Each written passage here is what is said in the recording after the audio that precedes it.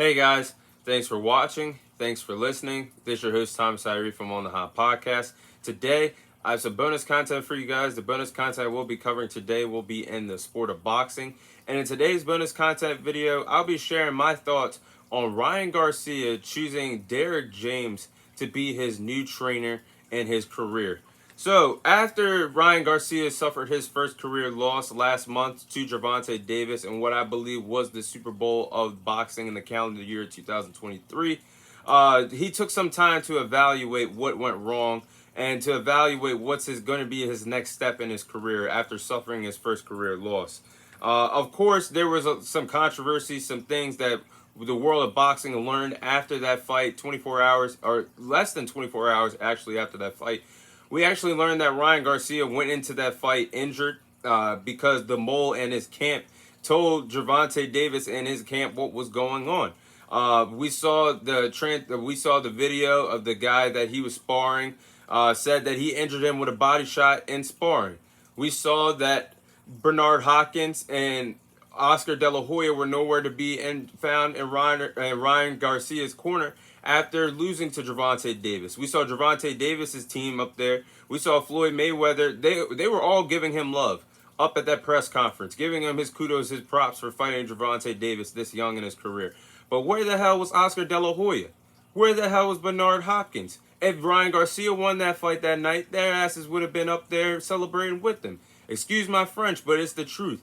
And the truth shall set you free, because Ryan Garcia, he's very young. I do believe he has a lot of potential in his young career. He's starting to figure things out, and it was a good direction that he got. The light was shown that the people in his corner only will support you if you're winning or if you're at the top. They won't support you on your bad days.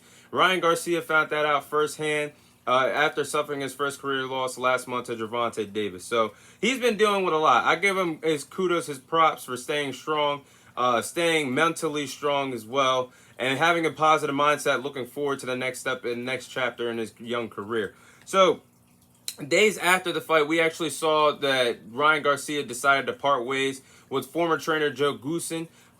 Best decision of his career, because the game plan that he had against Gervonta Davis last month was horrible.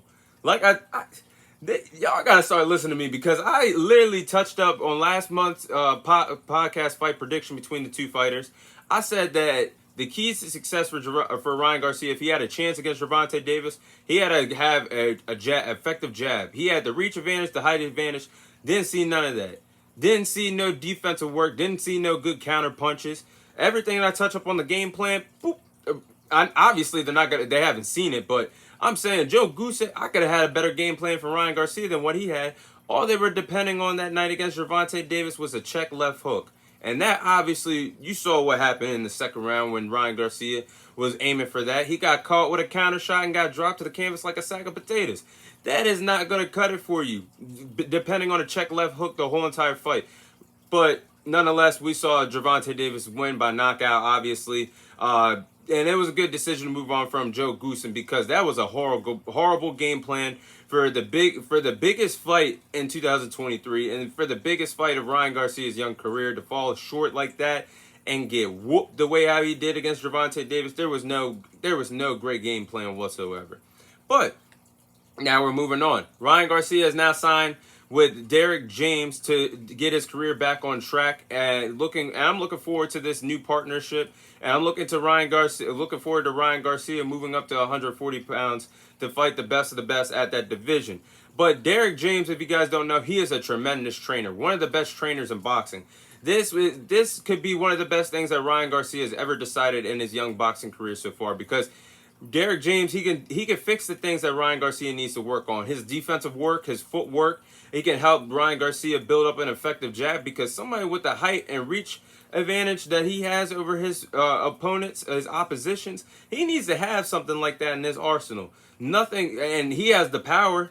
Then now you just got to put it all together. Ryan Garcia has a bright future learning under the tutelage of Derrick James, one of the best in boxing. And Derrick James coaches up some killers in the sport of boxing.